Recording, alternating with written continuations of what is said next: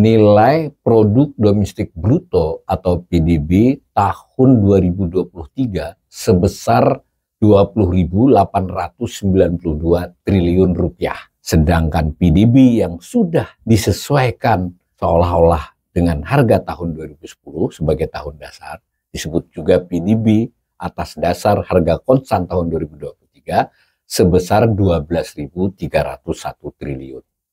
Nilai PDB atas dasar harga konstan inilah yang dibandingkan dengan tahun sebelumnya yang sebesar 11.710 triliun, perubahannya, bukan selisih ya, tapi perubahannya berupa persentase itu yang disebut pertumbuhan ekonomi, yaitu sebesar 5,05%. Kalau di gambar ini kelihatannya, gambar yang dari BPS. Jadi pada tahun 2023 itu PDB harga berlaku, itu ini, kemudian dijadikan harga konstan begini dibandingkan dengan harga konstan setahun sebelumnya. Selisihnya disebut pertumbuhan ekonomi sebesar 5,05%. Itu konsep pertumbuhan ekonomi. Nah, kalau kita lihat tahun-tahun yang lebih panjang itu tadi kan pertumbuhan ekonomi tahun 2023. Tahun 2022 bagaimana? 2021 bagaimana? Dan seterusnya. Nah, tinggal dengan cara yang sama diukur. Ini ke sini selisihnya perubahannya 5,05%. Ini ke sini perubahannya 5,31% dan seterusnya. Nah, gambar orange ini menunjukkan pertumbuhan ekonomi. Di sini terlihat juga pada tahun 2020 itu terjadi kontraksi. Kontraksi itu adalah ketika pertumbuhan ekonomi minus 2,07%. Nah,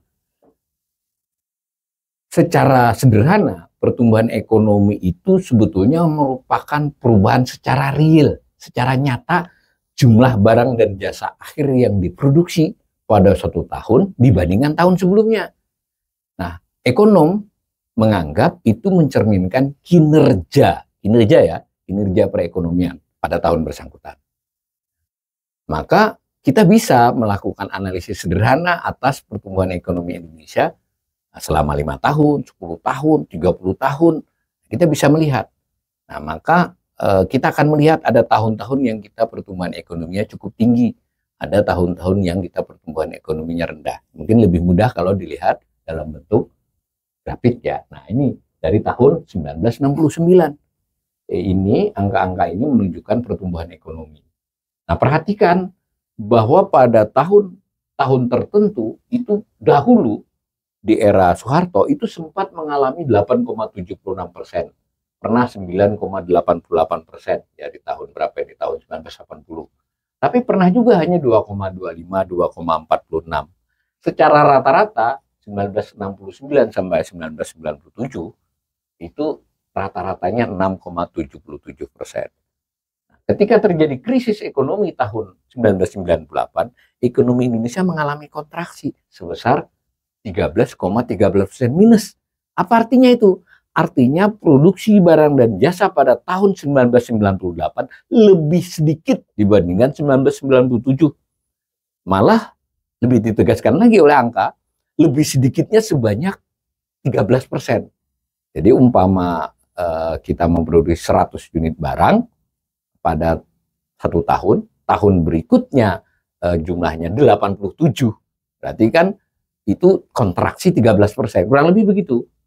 Nah, hanya pernah 2 kali kita mengalami kontraksi minus ya. Tahun 1998 dengan tahun 2020 ketika pandemi Covid.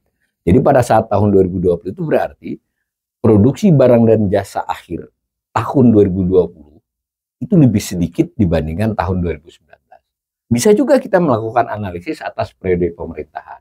Nah, silahkan dilihat.